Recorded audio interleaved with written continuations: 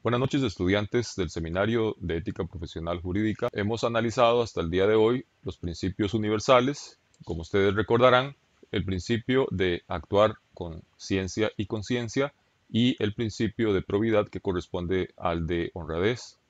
También analizamos ya algunos de los principios sectoriales. En su momento analizamos la independencia y el principio de libertad.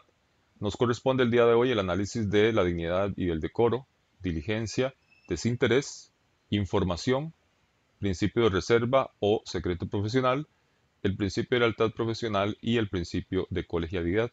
Recuerdan ustedes que estamos analizando una tesis de la Universidad de Costa Rica, en este caso, la presentada y defendida por la profesional Verónica Ramírez Vallejo. Este documento no tiene ningún valor pecuniario y por lo tanto tiene un interés meramente académico. En cuanto a los principios sectoriales de la deontología jurídica, como les indiqué, ya analizamos el principio de independencia y el principio de libertad. Para el día de hoy iniciaremos con el principio de dignidad y decoro. Este principio orienta al abogado en su conducta profesional y privada, con el fin de que no resulte dañada su reputación personal. Se le define como la actuación que evidencia un autorrespeto y consideración a la calidad profesional y persona de bien. La persona digna se respeta a sí misma, respeta a los demás y hace respetar su condición profesional. Tiene mucho que ver con su reputación personal, pero va más allá. Tiene que ver con la imagen que se proyecta. El decoro se define como la actuación recatada, honorable, íntegra y circunspecta. El profesional en derecho debe distinguirse por su conducta pública y privada, profesional y personal intachable. Los artículos 7 y 8 del Código de Deberes contienen la primera regulación al respecto. En el artículo 7 indica que el abogado y la abogada procurarán situar sus relaciones profesionales y personales en un marco de seriedad, justicia, amabilidad, honorabilidad, tolerancia, comprensión, cortesía y discreción. El artículo 8 indica que han de defender las libertades civiles y políticas que aseguren el respeto de la dignidad humana y el bienestar general y reprochar toda acción que atente contra los principios de conformidad con las disposiciones legales vigentes. En el artículo 9 se indica que las normas de este código rigen la conducta de los agremiados y agremiadas al Colegio de Abogados. Ni la especialización profesional ni circunstancia alguna les eximirán de su observancia. Si un abogado o abogada interviniera en un asunto de carácter internacional, deberá cumplir los deberes que le impone este código y las normas vigentes en la legislación del país en que se actúe.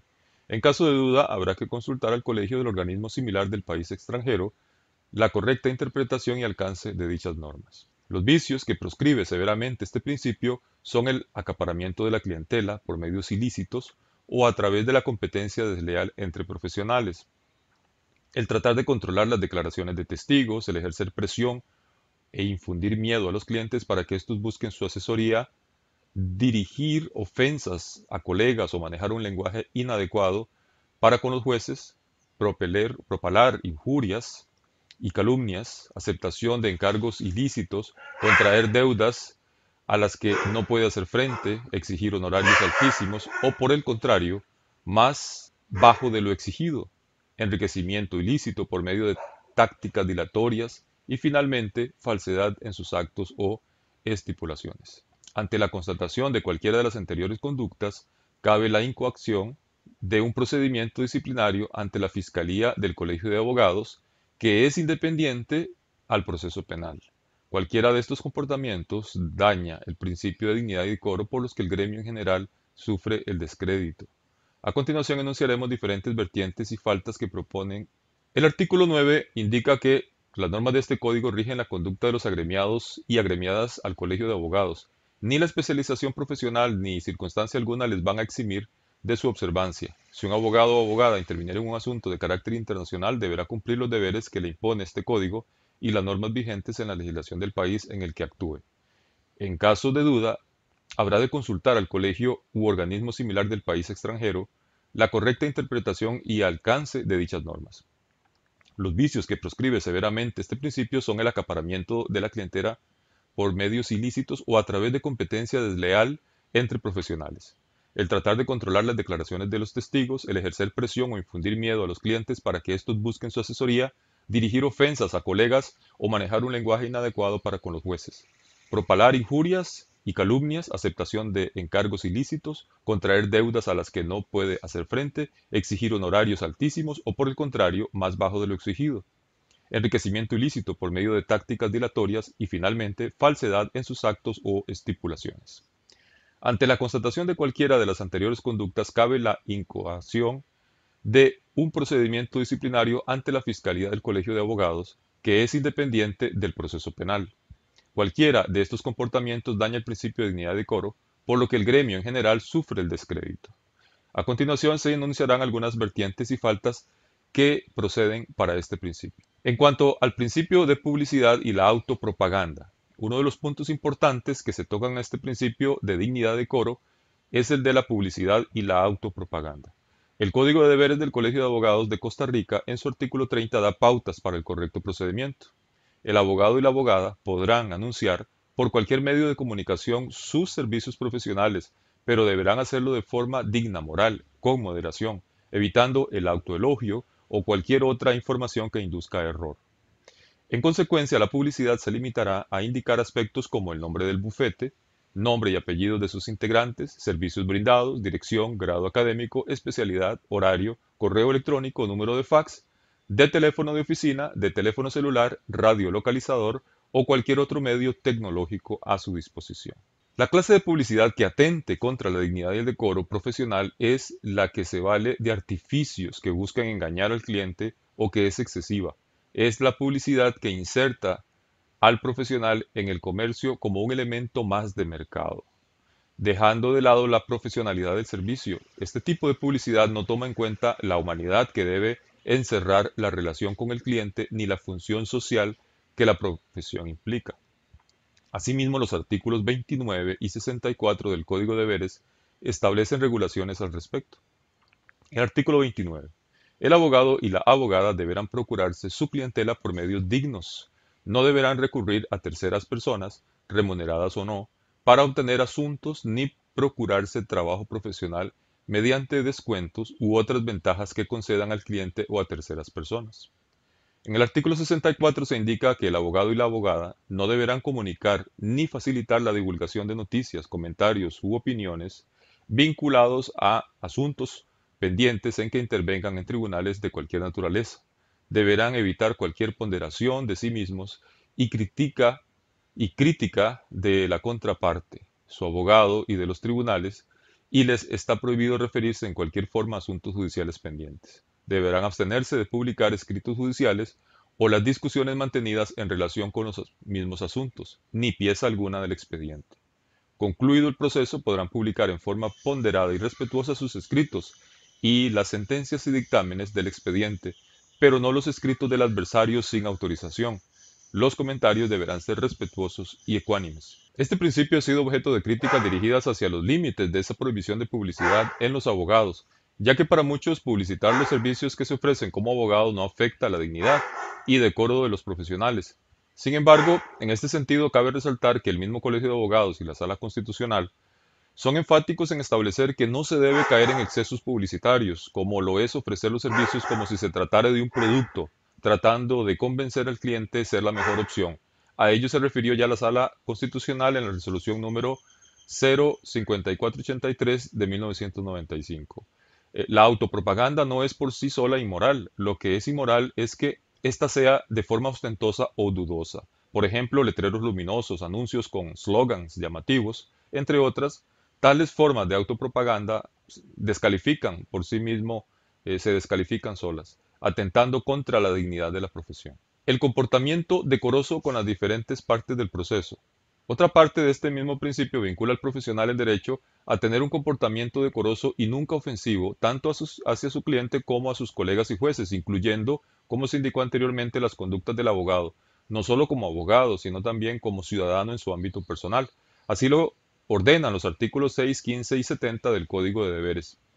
En el artículo 6 dice, es derecho y deber del abogado y la abogada combatir por todos los medios lícitos la conducta censurable de los jueces y colegas, denunciarlas a las autoridades competentes, Ante estas acciones deberán evitar las actitudes pasivas que podrían hacerles sospechosos de complicidad, así como abstenerse de toda vejación y actuación escandalosa. El artículo 15 indica que el abogado y la abogada deberán ser respetuosos en todas sus actuaciones, absteniéndose de utilizar términos despectivos, irrespetuosos o peyorativos, ya sea en forma escrita o verbal. Si la conducta se diera con ocasión del trámite jurisdiccional de un caso, deberá estarse a lo dispuesto en la Ley Orgánica del Poder Judicial.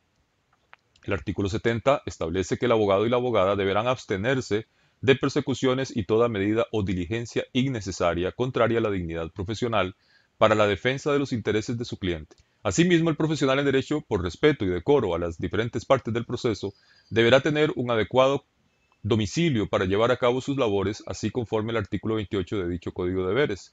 El artículo 28 establece que quienes ejercen la profesión del derecho deberán realizar su actividad principal en un lugar digno, determinado y conocido.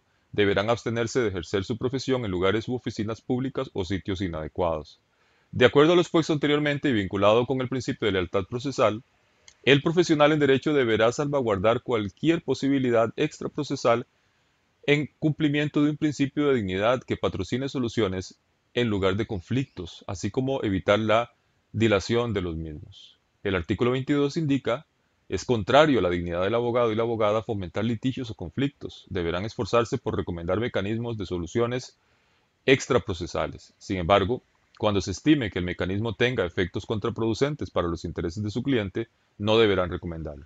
Si aún advertido de estas consecuencias, el cliente mantiene su anuencia a la solución extraprocesal, él o la profesional en derecho deberán salvaguardar adecuadamente su responsabilidad por el medio idóneo que considere oportuno. La formación en las ciencias jurídicas, por estar en correspondencia con los más altos valores sociales, debe verse reflejada a la hora del litigio mediante una conducta respetuosa y conciliadora tanto con la contraparte como con el juez, de manera que se dignifique dicho ejercicio profesional. Por tanto, cualquier conducta ofensiva, demagoga o amenazadora es ilegítima frente a un proceso y una profesión vigilante del derecho y de la paz social. Las actuaciones irrespetuosas permiten lastimar de forma casi perpetua la integridad de la reputación del profesional en derecho, denigran, mutilan nuestro prestigio de manera cruelmente generalizada. Cobro adecuado de honorarios. La palabra honorarios viene del honor que obtenía el jurisconsulto o el orador cuando ganaba un asunto. Por costumbre no se cobraban honorarios. En la actualidad se denomina honorario a la retribución del profesional a diferencia del jornal, sueldo o salario que es la paga del obrero o el empleado. El principio de dignidad obliga al profesional en derecho a comportarse decorosa y apropiadamente a la hora del cobro de sus honorarios, sin caer en bajezas, a pesar de las circunstancias dadas de clientes sin la buena costumbre de pagar a tiempo, o tampoco en ser excesivamente honorosos sin justa causa. Tal como reza el aforismo, Sacra auri fames, el hambre salvaje por el oro, en su sentido literal. La Ley Orgánica del Colegio de Abogados establece que los abogados pertenezcan al colegio, que están obligados a acatar las tarifas de honorarios que dicte el colegio debidamente promulgadas de acuerdo con esta ley. En el artículo 22 indica que son atribuciones de la directiva fijar todas las tarifas de honorarios, sus modalidades y condiciones aplicables al cobro de servicios profesionales que presten los abogados y los notarios. Tales tarifas se presentarán al Poder Ejecutivo para su revisión, estudio, aprobación y promulgación mediante resolución razonada. Estas tarifas serán de acatamiento obligatorio para los profesionales, particulares y funcionarios de toda índole. El Colegio de Abogados publicó en la Gaceta número 23 del 1 de febrero de 1919 el nuevo arancel de honorarios por servicios profesionales de abogacía y notariado. En el artículo 1 dice que el presente arancel tiene por objeto establecer el monto y formas de pago de los honorarios de abogados y notarios por la prestación de sus servicios. En razón de lo anterior, contra ese decreto ejecutivo no pueden oponerse acuerdos o disposiciones de entidades públicas o privadas que de forma alguna contravengan, varíen o modifiquen las situaciones que se regulan. Para que un profesional del derecho fije sus honorarios en forma equitativa y apropiada, es importante que considere, además del trabajo realizado y la responsabilidad que el mismo implique, factores diversos como los siguientes: la cuantía e importancia del asunto, la novedad o dificultad del contenido jurídico que se ha debatido, la capacidad económica del cliente, la experiencia, reputación y especialidad del abogado, si los servicios que presta dicho profesional son aislados o constantes, el tiempo empleado en el patrocinio y el grado de participación en el estudio, planteamiento y desarrollo del asunto. En el artículo 3 del arancel de honorarios por servicios profesionales de abogacía y notariado se establece con respecto al pago de honorarios la obligatoriedad del cliente de cancelar a favor del profesional los honorarios correspondientes, independientemente del resultado en sede administrativa o jurisdiccional, conforme a los términos que señale el arancel, así como el deber del profesional de advertir al cliente desde el inicio sobre el monto de sus honorarios y la forma de pago. Con respecto a los contratos de servicios profesionales, se indica que el contrato escrito entre el abogado y su cliente constituye la forma idónea para determinar y probar los alcances de la labor profesional y el monto a cumplir y el monto que conforme a este arancel se haya establecido en cada caso. En el artículo 6 se habla sobre el contrato de cuota litis. Dice que se entiende por este aquel convenio o contrato celebrado entre el abogado y su cliente, mediante el cual se toma el patrocinio legal o dirección profesional de un asunto a cambio de una cuota parte del objeto del litigio. El contrato cuota litis es independiente de los honorarios que pueda recibir el profesional por concepto de costas personales. Los casos no previstos o conflictos que puedan surgir en el cobro de honorarios están regulados por el capítulo quinto del arancel de honorarios. Y en el artículo 10 se indica que los casos no previstos y controversias le corresponde a la Comisión de Aranceles conocer y resolver sobre los casos no previstos en este arancel, o cuando surjan dudas o controversias en cuanto a la interpretación del arancel. La Comisión de Aranceles informará a la Junta Directiva su recomendación acerca de tales casos, dudas o controversias para que ésta decida en el ejercicio de su competencia. Toda resolución de la Junta Directiva en relación con los casos provenientes de la Comisión de Aranceles, solo tendrán recurso de revocatoria ante la propia Junta Directiva, dentro de los 3 días hábiles siguientes a la fecha en que se notifique a los interesados, con las salvedades de ley en cuanto a las notificaciones vía fax. El pronunciamiento definitivo que dicte la Junta Directiva será de acatamiento obligatorio, teniendo por entendido que los honorarios mínimos no podrán ser inferiores a 165.000 colones. Por último, es importante aclarar que las cuestiones relativas al pago de costas no pueden ser objeto de convenio previo entre las partes porque el concepto de las mismas es de carácter procesal y se deriva principalmente de que la sentencia es su único título constitutivo. Una estipulación en efectos netamente contractuales no puede influir en manera alguna en situaciones jurídicas creadas no por voluntad de los contratantes, sino en virtud de disposiciones legales que rigen el procedimiento, como son las que resulten con motivo de la condenación en costas.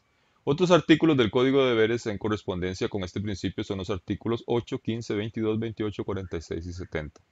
En relación al cobro de honorarios profesionales de los abogados, la Sala Segunda emitió el voto número 2006-802 de las 9:38 del 25 de agosto de 2006, que se dispuso: lo relativo al cálculo de los honorarios de las personas profesionales de la abogacía está regulado por normas expresas que pretenden, por una parte, limitar la competencia desleal entre ellas y, por la otra, contribuir a la paz social y garantizar la seguridad jurídica por todas y todos, por cuanto todas y todos tienen la posibilidad de conocer de antemano los gastos en que han de incurrir por la contratación o, en este caso, por la designación de un abogado o una abogada. Resulta importante destacar que el cobro de honorarios, de acuerdo a la norma, es vital, pues además de evitar la competencia desleal, de alguna manera dignifica la labor del profesional, su compromiso y responsabilidad. El principio de diligencia.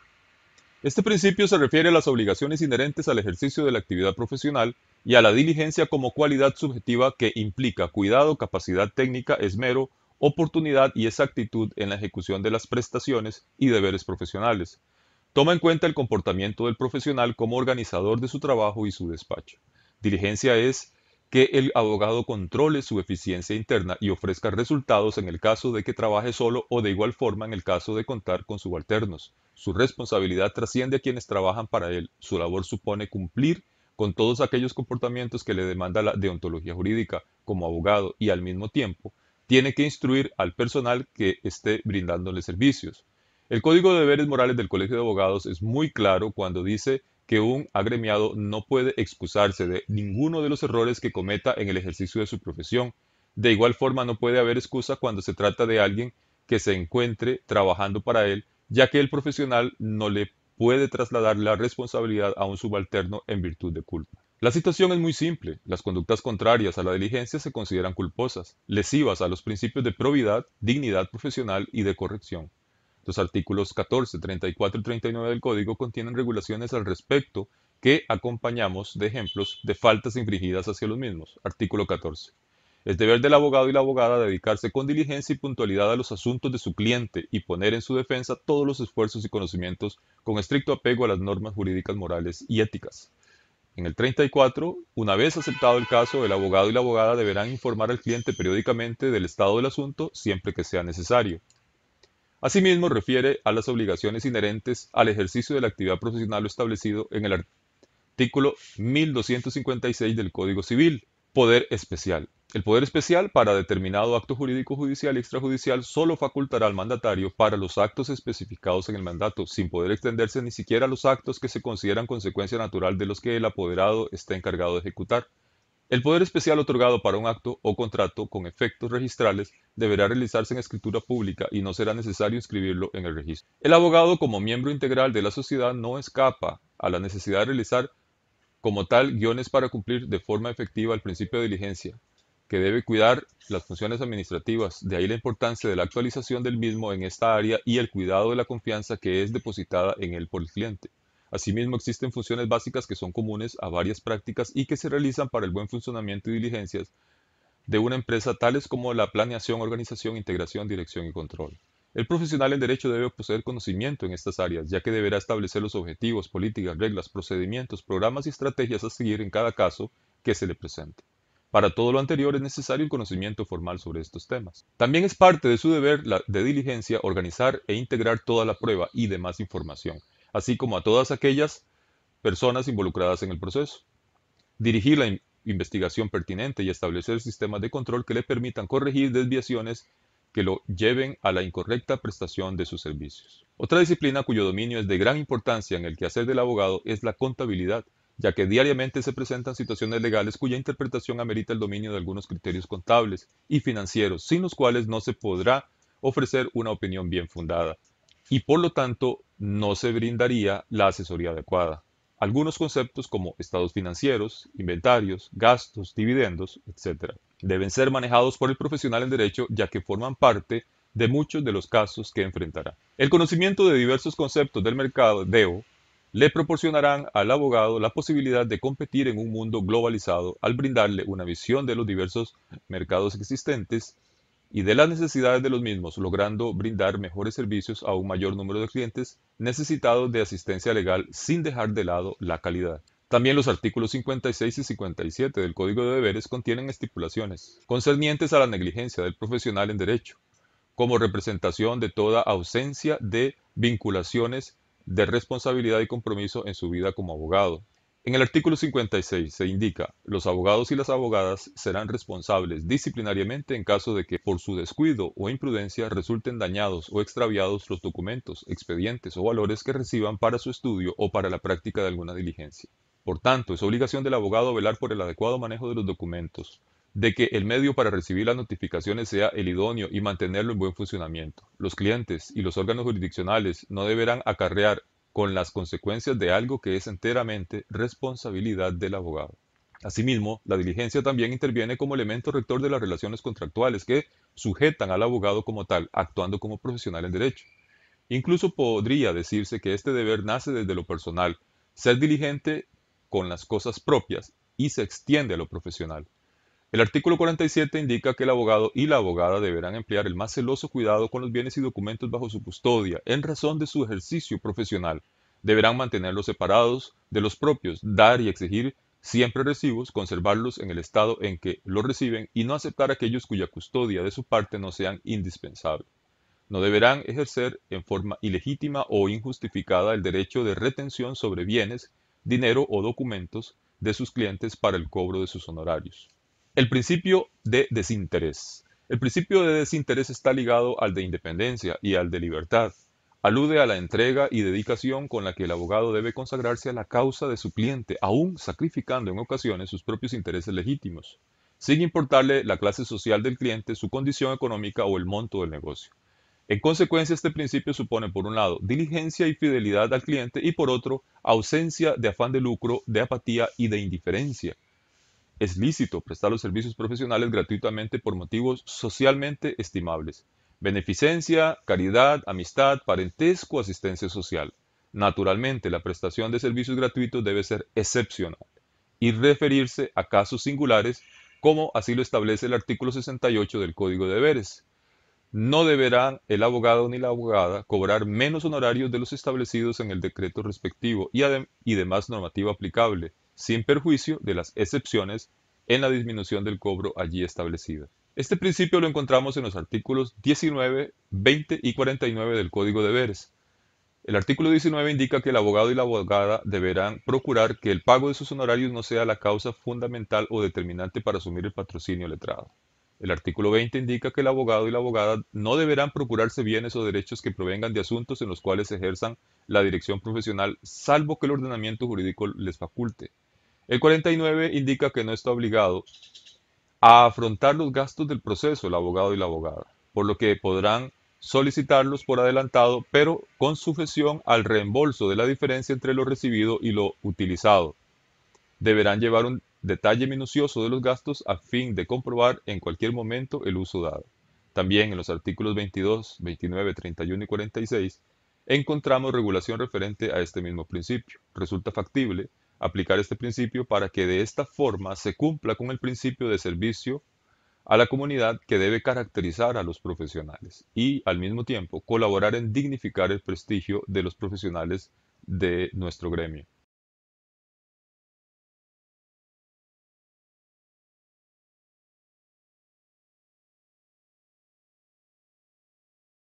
El principio de corrección es actuar de conformidad con los principios y normas morales, deontológicas y jurídicas, así como las reglas de urbanidad y buenas costumbres. Se refiere al cumplimiento de las obligaciones inherentes a la profesión. La corrección se refiere a la manera de cómo pueden configurarse las relaciones con clientes, terceros y con colegas, con quienes debe haber fraternidad, lealtad y respeto sin mínima aversión. Las bases sobre las que se caracteriza el principio de corrección son la seriedad, discreción, reserva, cortesía, honestidad y rectitud moral profesional. No se puede alegar desconocimiento de las normas deontológicas, ya que su violación se juzga como consciente y voluntaria, incluso si los efectos de la conducta desplegada no fueron previstos ni queridos por el profesional. Los comportamientos descritos por la ética y los principios deontológicos son de exigida obligatoriedad. Por lo tanto, se considera que entre más vivencia los valores morales en todos los aspectos de su vida profesional, mayor será su compromiso con los clientes y la sociedad sin necesidad de la amenaza del castigo. Algunos ejemplos de faltas al principio de corrección son: A. No haber inscrito la causa en el registro público y haber proporcionado falsas noticias sobre su pretendido desarrollo. Dejar transcurrir un plazo de prescripción, así como haber retenido sumas y objetos preciosos de propiedad del cliente. No haber rendido cuentas a éste y haber restituido solo en parte las sumas ingresadas por terceros para el cliente. B. Haberse apropiado de sumas de dinero del cliente, haber reclamado anticipos sin tener cuenta. C. Haber reclamado honorarios exagerados y obtenido un préstamo del cliente con garantía de un efecto cambiario. D. Haber abandonado un juicio penal sin justa causa. Interesa, de acuerdo al principio de corrección, que todos los abogados inscritos en el Colegio de Abogados de Costa Rica no solo tengan una buena preparación profesional, con gran manejo y criterio técnico, sino también que sean personas íntegras y de amplia formación ética, comprometidas con su profesión como una vocación de vida y de servicio. Personas que, además, presenten una actitud creativa, dinámica y de buen criterio frente a los problemas que se les planteen. Y eso solamente lo logra el profesional que esté actualizado y que actúe conforme a nuestra cultura en el ámbito psicosocial. Se encuentran regulaciones al respecto en los artículos 17, 31 y 53 del Código de Deberes. Artículo 17. El abogado y la abogada deberán actuar con corrección en el ejercicio profesional. Su conducta se ajustará al ordenamiento jurídico vigente en la sociedad costarricense, debiendo abstenerse de toda actuación impropia que pueda desacreditar la profesión. Su ejercicio profesional deberá ser siempre probo, leal, veraz y de buena fe. Artículo 31. La relación entre el abogado o la abogada y el cliente se deberá fundar en una recíproca confianza basada en los principios éticos y morales de este código. La corrección en las relaciones procesales es un imperativo que se expresa en el artículo 53 del Código de Deberes. El abogado y la abogada deberán conducirse de forma correcta, respetuosa y cortés en el trato con funcionarios judiciales y personas que laboren en el Poder Judicial. Igual obligación tienen el abogado y la abogada en todos los asuntos en que intervengan como tales en sede administrativa y en empresas privadas. Principio de información. Se refiere al deber de información de la situación actual y las posibilidades del caso que se tienen con el cliente, al igual que las otras partes interesadas en el proceso. Este principio encierra la obligación del abogado de investigar en forma escrupulosa el caso o asunto que se le confíe y así informar a los interesados de manera precisa y llevar un riguroso control que permita la transparencia para con todas las partes del proceso. Es también un deber para con el mismo porque debe estudiar y autoinformarse. También es el deber de información y estudio minucioso sobre el fundamento jurídico, las alternativas de solución, los riesgos y probabilidades, es dar una debida y completa asesoría, inclusive que trascienda la disciplina del derecho y pueda identificar factores de otras disciplinas que deben ser abordados para una adecuada atención del proceso, como por ejemplo en los casos de violencia doméstica donde la psicología y la sociología están presentes. Es de gran importancia contar con un amplio criterio técnico, ya que los abogados son quienes van a revisar el expediente, evaluarán la prueba a presentar y los que solicitarán al cliente la información requerida. Por tanto, es de vital importancia su análisis riguroso para no caer en hábitos mentales, entendidos como juicios emitidos sin previa comprobación fáctica de su validez. Esto quiere decir que el profesional no puede tomar como verdades todo lo que se le presenta, sino que debe investigar más. De no cumplir con esta tarea de autoinformación, caería en lo que llamamos realismo ingenuo o creencias.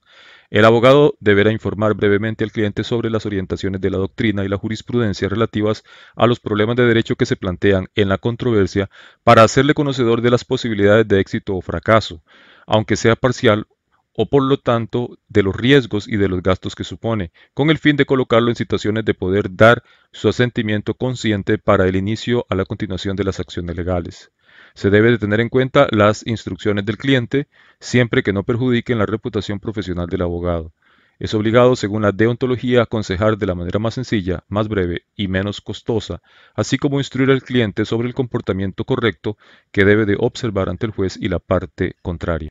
Este es uno de los principios mayormente tutelado en el Código de Deberes y se refleja en los artículos 13 y 26. Artículo 13. Quienes ejercen la profesión del derecho deberán analizar cuidadosamente un caso antes de aceptar su dirección profesional y rechazar el que requiera un conocimiento especial que no posean. Artículo 26. Cuando un colegiado o colegiada opte por un puesto o nombramiento para el cual se requiera ser abogado o abogada, la información que brinde deberá ser veraz y actualizada y abstenerse de presentar atestados que induzcan a error. Algunos artículos del Código de Deberes que contemplan este principio son: Artículo 32. El abogado y la abogada deberán tener pleno conocimiento de la causa de su cliente antes de aceptarla y emitir opinión sobre ella. Artículo 33. Al emitir opinión de su ejercicio profesional, los agremiados estarán obligados a presentar con sinceridad los diversos aspectos del asunto, tanto favorables como desfavorables, después de un minucioso y serio estudio de las cuestiones de hecho y de derecho. No deberán asegurar nunca el éxito ni magnificar sus dificultades, sino exclusivamente exponer el amparo legal de la causa y sus probabilidades razonables. Artículo 36. Quienes ejerzan la profesión del derecho no deberán valerse de una impostura o error para beneficiar a su cliente. Deberá el abogado y la abogada combatir las imposturas o errores de sus clientes.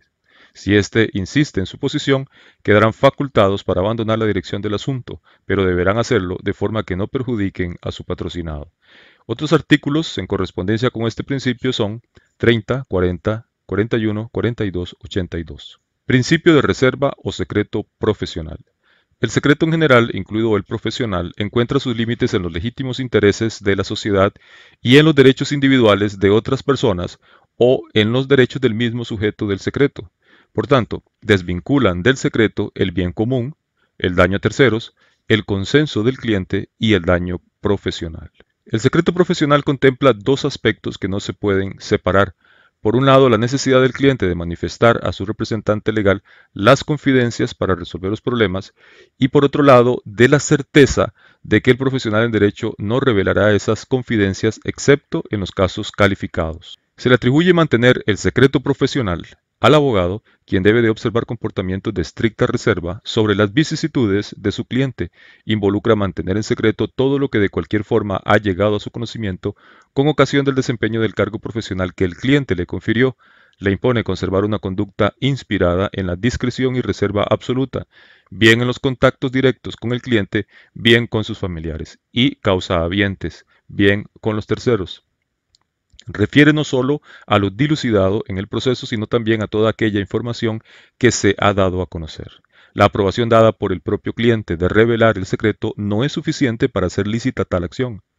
De hecho, será conveniente que el abogado haga entrega al efecto de un escrito de autorización. Se ha considerado justa causa de revelación del secreto profesional la que se realiza indirectamente con ocasión de la presentación del alegato al juez o al tribunal con el fin de liquidarla, así como la necesidad del profesional de defenderse a sí mismo de una grave acusación que pudiera dañar el honor y la reputación, artículo 42 del Código de Deberes.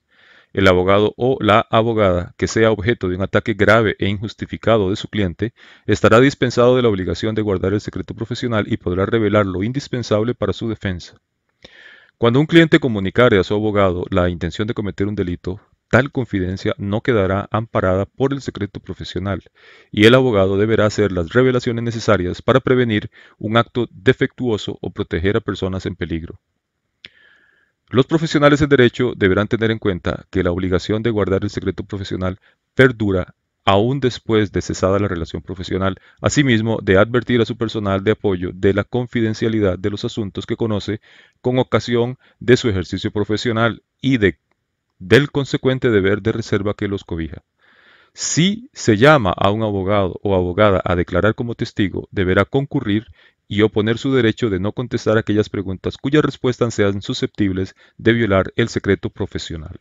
Este principio se refleja en los artículos 1, 2, 41, 42, 43, 55, 56, 64 del Código de Deberes. A continuación, artículo 41. Constituye secreto profesional las confidencias que se hagan al abogado o abogada con ocasión de su ejercicio profesional por parte del cliente, del adversario, de los colegas, las que resulten de entrevistas para conciliar o transar y las de terceras personas. Asimismo, estarán bajo secreto profesional el conocimiento obtenido con ocasión del ejercicio profesional de los documentos privados, los documentos que reciba y su contenido. Es prohibido revelar la información obtenida bajo secreto profesional con las excepciones establecidas en el artículo siguiente. La obligación de guardar secreto profesional perdura aún después de cesada la relación profesional. Si un abogado o abogada se entera de un asunto en razón de una consulta realizada por un colega, deberá guardar secreto profesional respecto a esa información. Los abogados y las abogadas deberán advertir a su personal de apoyo de la confidencialidad de los asuntos que conoce con ocasión de su ejercicio profesional y del consecuente deber de reserva que los cobija. Si se llama a un abogado o abogada a declarar como testigo, deberá concurrir y oponer su derecho de no contestar aquellas preguntas cuyas respuestas sean susceptibles de violar el secreto profesional. Artículo 42. La obligación del secreto profesional cede a las necesidades de la defensa del abogado y la abogada cuando es acusado, en cuyo caso revelará lo indispensable. También podrán revelar la información necesaria a efecto de medir la complejidad del asunto para el ejercicio del derecho de cobro de sus honorarios. Artículo 43. Si un cliente comunica a su abogado o abogada la intención de cometer un ilícito, esta confidencia no es materia de secreto profesional, por lo cual, agotados los medios de disuasión, deberán hacer las revelaciones necesarias para prevenirlo. Excepcionalmente, el abogado y la abogada podrán revelar el secreto profesional para evitar la eventual condena de un inocente. Artículo 55. Los abogados y las abogadas deberán devolver a quien en derecho corresponda, dentro del término fijado el efecto, los documentos, expedientes o valores que les sean entregados por las autoridades judiciales o administrativas en razón de su ejercicio profesional. Artículo 64. El abogado y la abogada no deberán comunicar ni facilitar la divulgación de noticias, comentarios u opiniones vinculados a asuntos pendientes en que intervengan en tribunales de cualquier naturaleza. Deberán evitar cualquier ponderación de sí mismos y crítica de la contraparte, su abogado y de los tribunales, y les está prohibido referirse en cualquier forma a asuntos judiciales pendientes. Deberán abstenerse de publicar escritos judiciales o las discusiones mantenidas en relación con los mismos asuntos, ni pieza alguna del expediente. Concluido el proceso, podrán publicar en forma ponderada y respetuosa sus escritos y las sentencias y dictámenes del expediente, pero no los escritos del adversario sin autorización. Los comentarios deberán ser respetuosos y ecuánimes. También desvincula del secreto profesional el daño a una tercera persona inocente. Esto es especialmente importante cuando el secreto se refiere a un sujeto que ejercita una profesión pública como la abogacía. El secreto profesional subsiste aún en el caso de que a la postre no se haya aceptado el asunto, ya que la confidencia se comunicó en razón de la relación cliente-abogado, y éste, aunque solo haya escuchado una consulta, lo ha hecho en razón de su profesión. El secreto se amplía a la información otorgada por la contraparte para lograr una conciliación. Esta se obtenga o no, el abogado debe salvaguardar la información brindada y es una falta a este principio valerse de la misma para alegar en perjuicio de la contraparte.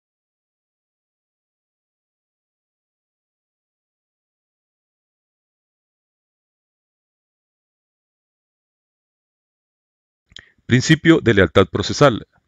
Desde la época de Justiniano se pusieron los medios para que los procesos no se eternizaran. Se concebía el proceso como algo viviente que nace, crece y muere, pero los abogados litigiosos, en lugar de darle una buena muerte al proceso, pretenden prolongar su agonía, ocasionando una verdadera dinastía jurídica. Por tanto, debe existir una razón suficiente para iniciar un litigio, y para que se calibre esto se han de ponderar todos los aspectos de la causa, ya que el vicio de la litigiosidad podría agravarse si se fomentan los pleitos de causas injustas, y de esta manera la litigiosidad sería doblemente perniciosa. Responde a la obligación genérica de comportarse lealmente, implica todos los comportamientos que el abogado suele tener en sus relaciones intersubjetivas que tienen relación con el ejercicio profesional. Este principio viene a fortalecer los deberes del abogado para con el gremio al llevar a cabo procesos jurídicos de forma correcta, su cliente a quien debe ser leal en todo momento y para con los jueces, abogados contrarios y demás operadores del derecho intervinientes en los procesos. Este imperativo deontológico se refleja en los artículos 17, 22, 38, 44 y 65 del Código de Deberes. Se exponen. Artículo 22. Es contrario a la dignidad del abogado y la abogada fomentar litigios o conflictos. Deberán esforzarse por recomendar mecanismos de soluciones extraprocesales. Sin embargo, cuando se estime que el mecanismo tenga efectos contraproducentes para los intereses de su cliente, no deberán recomendarlo. Si aún advertido de estas consecuencias el cliente mantiene su anuencia a la solución extraprocesal, el profesional en derecho deberá salvar adecuadamente su responsabilidad por el medio idóneo que considere oportuno. Artículo 3.8. Aunque la causa sea justa, el abogado o la abogada no deberán emplear medios ilícitos, incorrectos o desleales. Artículo 44. Es contrario a la ética y a la moral profesional representar intereses contrapuestos en el mismo o en diferentes procesos o procedimientos. No deberán el abogado ni la abogada por sí o por interpuesta persona representar a su cliente en un asunto y simultáneamente actuar en su contra en otro, aunque versen sobre materias distintas. Tampoco deberá por sí o por interpuesta persona patrocinar en contra de quien fue su cliente, siempre que el nuevo asunto se relacione con el que en su momento le tramitó. El abogado y la abogada no podrán renunciar o revocar su determinación para asumir la defensa del adversario de su cliente. Esta disposición rige desde que se tiene conocimiento del asunto y aunque no se haya iniciado proceso o procedimiento alguno. Artículo 65. Entre los abogados y las abogadas deberá haber fraternidad, lealtad y respeto recíproco. Cabe dentro del deber de lealtad y probidad procesal el comportarse según las reglas del decoro, de la corrección y de la buena educación, bien en los contactos con los colegas, con las partes litigantes, con los jueces y con los otros funcionarios, bien en los escritos defensivos, en las alegaciones, en los informes orales y en las conclusiones. Principio de colegialidad. La colegialidad consiste en el vínculo orgánico y solidario que se establece entre los miembros de una misma práctica profesional. Su origen es antiguo y contempla los aspectos comunes a la profesión. Presupone la unión de varias personas ligadas entre sí por intereses comunes. La colegialidad da la idea de un vínculo interno, aunque necesariamente se proyecta más allá de la actividad profesional típica. Es un vínculo de una institución que busca la ayuda mutua. Uno de los efectos de la colegialidad es la solidaridad que se concreta en los casos de enfermedad o infortunio para el mutuo auxilio. Pero la colegialidad no es una actitud de complicidad ante una conducta impropia o desleal. El sentimiento de colegialidad se basa en una relación profunda con el ejercicio de la profesión y de solidaridad con los otros colegas, por ejemplo, sustituir en una audiencia al colega enfermo o imposibilitado por causa de fuerza mayor, proporcionarle libros y revistas jurídicas u ofrecerle sugerencias de carácter técnico para la resolución de un problema jurídico difícil, por ejemplo. Infringe el deber de colegialidad el abogado que se pone directamente en contacto con la parte contraria, el cliente, y trata con esta en ausencia de su abogado o sin su previa autorización, el que no se presenta puntualmente a los acuerdos que establece con sus colegas o a las audiencias instructoras, el que no contesta con prontitud la correspondencia del abogado que le escribe y que tiene su domicilio en otro lugar, el que trata descortésmente a sus colegas, el que no ofrece condiciones decorosas en su despacho a los pasantes y a sus demás colaboradores y no les retribuye adecuadamente. En fin, el que participe de conductas denigrantes de la actividad profesional del gremio. Este principio se refleja en el capítulo sexto del Código de Deberes y en los artículos 1, 2, 4, 5, 23, 45, 65, 66, 68, 69 y 72. El mismo es de suma importancia para el cuerpo colegiado de cualquier grupo de profesionales. Artículo 4. Como agremiados, brindarán su aporte intelectual y material a las colaboraciones profesionales o culturales de ilustración técnica de ciencias aplicadas o de investigaciones. Artículo 23. Quienes ejercen la profesión del derecho deberán respetar las disposiciones normativas y obligaciones asumidas que establezcan incompatibilidades y prohibiciones en el ejercicio profesional. Deberán abstenerse de desempeñar por sí mismos o por persona interpuesta cargos u ocupaciones incompatibles con la normativa y obligaciones citadas. Artículo 45. El abogado o la abogada que quiera hacerse reemplazar por otro colega en un asunto deberá requerir el consentimiento del cliente. Artículo 66. Los profesionales en derecho deberán colaborar entre sí en la solución de impedimentos momentáneos que no les sean imputables, atendiendo inclusive razonables pedidos de aplazamiento. Artículo 69. El abogado y la abogada no deberán tratar directamente con el adversario de su cliente, sino con el colega que lo patrocina. Si el adversario de su cliente careciera de asistencia profesional, el abogado o abogada procurará suplir tal carencia a través de otro colega o bien de algún centro de asistencia jurídica gratuita. Si aún observado lo anterior sin resultado satisfactorio, el abogado o abogada tuviese excepcionalmente que tratar con el adversario de su cliente, deberá hacerlo por escrito. Si el trato fuere personal, deberá levantarse en 2 tantos una minuta de la reunión, lo cual firmarán todos los presentes y guardará tanto el cliente del abogado o abogada como su adversario un original del documento.